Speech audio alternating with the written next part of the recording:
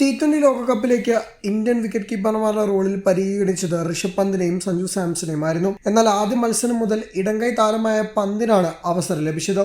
സഞ്ജു സാംസൺ ഇതുവരെ ഒരു മത്സരം പോലും കളിക്കാൻ സാധിച്ചിട്ടില്ല.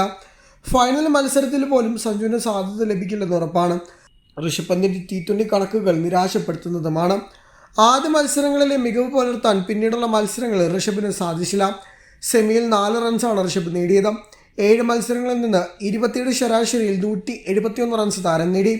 130 മാത്രമാണ് സ്ട്രൈക്ക് റേറ്റ്. 19 ഫോറും 6 സിക്സും അടക്കം പന്ത് നേടിയിരുന്നു. ശരാശരി മാത്രമാണ് ഈ കണക്കുകൾ.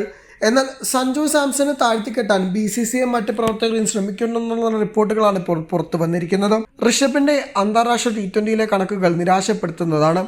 73 മത്സരത്തിൽ നിന്ന് 23 ശരാശരിയിൽ 1158 റൺസാണ് ഋഷഭ് നേടിയത്. 126 സ്ട്രൈക്ക് റേറ്റിലാണ് താരത്തിന്റെ ഈ നേട്ടം. ഇതിൽ 3 അർദ്ധ സെഞ്ചുറികളും ഉൾപ്പെടും. ഈ കണക്ക് നോക്കുമ്പോൾ ഋഷഭിനെ സൂപ്പർ താരമെന്ന് വിളിക്കാനാകില്ല. അതുകൊണ്ട് ഇത്തരമൊരു നാണംകെട്ട നീക്കം BCCI ചെയ്തിരിക്കുകയാണ്. ഋഷഭിനെ ഉയർത്തിക്കാട്ടാൻ സഞ്ജുവിനെയാണ് ബലിയാടാക്കുന്നത്.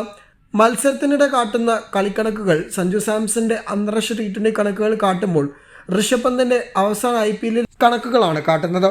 ഇത് പരിശോധിക്കുമ്പോൾ ഋഷഭിന്റെ പ്രകടനം ഗംഭീരമാണെന്നാകും തോന്നുക. സഞ്ജുവിനെ അപമാനിക്കാനും താഴ്ത്തിക്കെട്ടാനുമുള്ള ശ്രമമാണ് BCCI അടക്കമുള്ള പ്രവർത്തകർ നടത്തുന്നത്. ഋഷഭിന്റെ കണക്കുകളിൽ കാട്ടുന്നത് 13 മത്സരത്തിൽ നിന്ന് 40 ശരാശരിയിൽ 446 റൺസാണ്. ഇതിൽ 3 അർദ്ധ സെഞ്ചുറിയും 88 എന്ന ഉയർന്ന സ്കോറുമാണ് കാട്ടുന്നത്. ഇത് IPL 17ാം സീസണിലെ ഋഷഭിന്റെ കണക്കുകളാണ്. അവസാന സീസണിലെ IPL സഞ്ജുവിന്റെ കണക്കുകൾ ഋഷഭിനേക്കാൾ കേമമാണ്. പക്ഷെ സഞ്ജുവിന്റെ കണക്കുകൾ കാട്ടുമ്പോൾ മാത്രം അന്താരാഷ്ട്ര T20 കണക്കുകളാണ് കാട്ടുന്നത്. 22 മത്സരത്തിൽ നിന്ന് 18 ശരാശരിയിൽ 374 റൺസ് സഞ്ജു സാംസൺ T20 അന്താരാഷ്ട്ര ക്രിക്കറ്റിൽ നേടിയിട്ടുണ്ട്. ഇതിലൊരു അർദ്ധ സെഞ്ചുറിയും ഉൾപ്പെടും.